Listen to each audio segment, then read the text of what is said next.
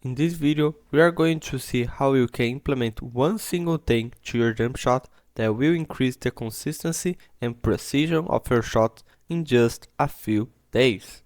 I remember when I was implementing this to my jump shot. The whole process of learning and implementing the mechanic, it took about 2 days, and after about 1 year, this mechanic is still very well developed in my jump shot. So let's break down what is the Jumpline, how it can help you, and how quickly add it to your jump shot. Also, don't forget to leave your video suggestions in the comments. So, what is the Jumpline? To answer this, let's do a quick breakdown of the jump shot of the best shooter in the world, Stephen Curry. We can learn a ton of mechanics and tricks by studying his shooting form.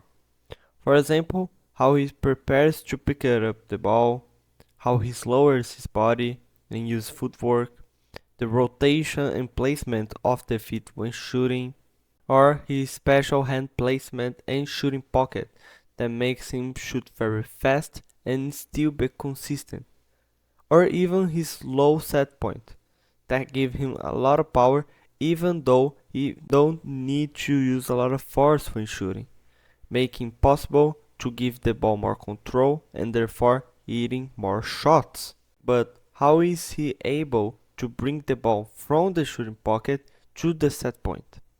I mean, if you can't do this effectively or are doing this in the wrong way, all the benefits of the hand placement, lowering the body, the footwork, the fluidity, and so many things before the set point will not bring us any valuable when we are shooting. We learn and implement all those mechanics, but if we can't bring the ball up to your set point in the right way, all those things serve for almost nothing. And this is where the jump line enters. The jump line is the mechanic that connects everything together.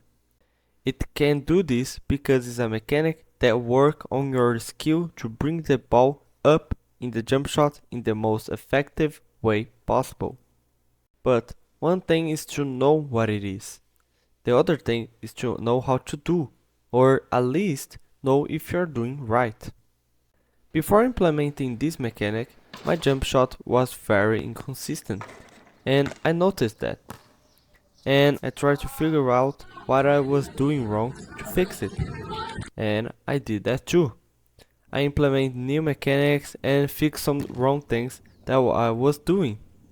But I still was doing one major mistake that I didn't had seen. When I was learning about the jump line, I learned this is a mechanic that say to you that you need to have a straight path. When you're starting to move the ball to the set point, you need to have a straight, perfect line. This is the jump line. And when I was seeing the clips of myself shooting, I noticed that I was doing this mechanic very well. But there is still one thing that your jump line needs to be right too. If you see the clips, you can notice that I pick the ball, I put in the shooting pocket, then I go down a little bit, and then I rise up normally. And the problem is there. Once the ball is in your shooting pocket, you cannot make the ball go down again. You only can rise it. It not seems like a major mistake, but it is. It is a major mistake because when you make that dip with the ball, a natural part of your jump shot, just like I did, you always will need to do that perfectly. It's add another thing that you need to do right in the jump shot to work. So, if you use a little more power or a little more speed on the ball than expected, the whole jump shot would be off the timing and it would mess the whole shot, making you miss the shot. So, the jump line it's not only about rising the ball in a perfect straight line of the start of the shooting movement to the set point, but also only rising the ball once is in your shooting pocket. But if the jump line is that, rising the ball in a perfect straight line. Why are you not doing this, Daniel? You see, I train, learn and implement a lot of mechanics in my shooting journey, and when shooting, I see with the time that my set point needs to be in the middle of my face. That way I can use that like I am. But that means that my shooting pocket needs to be in the middle of my body too. So I shoot the ball for hours trying to fix my shooting pocket. But in that place, in the middle of my body, I feel very uncomfortable to do the movement. My right arm and elbow collapse with my body, and I have less space to move, making it more difficult, therefore making my jump shots less fluid, making me miss more shots.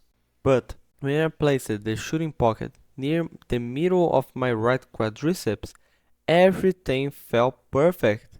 I had more space, which made the movement smoother and increased my shooting accuracy.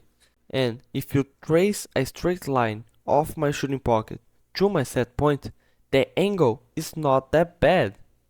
So, you need to see what is more comfortable to you. Everybody will have different jump shots. We are not robots. The mechanics are here to guide us to do the correct movements, not to be a step by step that you need to follow perfectly.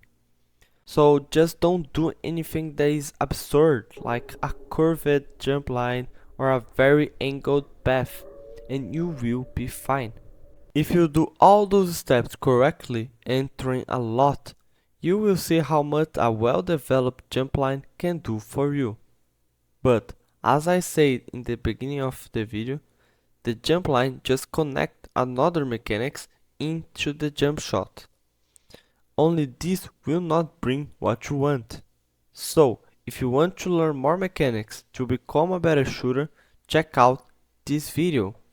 And if you want to give this channel some support, become a member of the channel.